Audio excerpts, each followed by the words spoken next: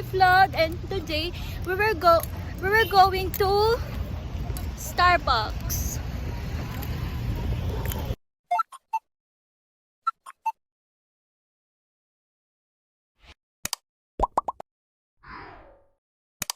Hi!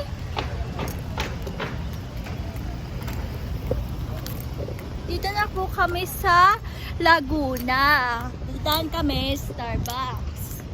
Bibili kasi ako ng someone to eat. I mean drink. Ganun. So makikita niyo po siya. Miss ko tuloy Starbucks. Shush.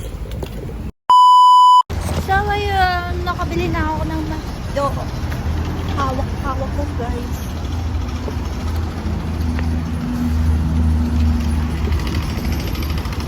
So I'm going to eat na using ito. Kita niyo siya guys.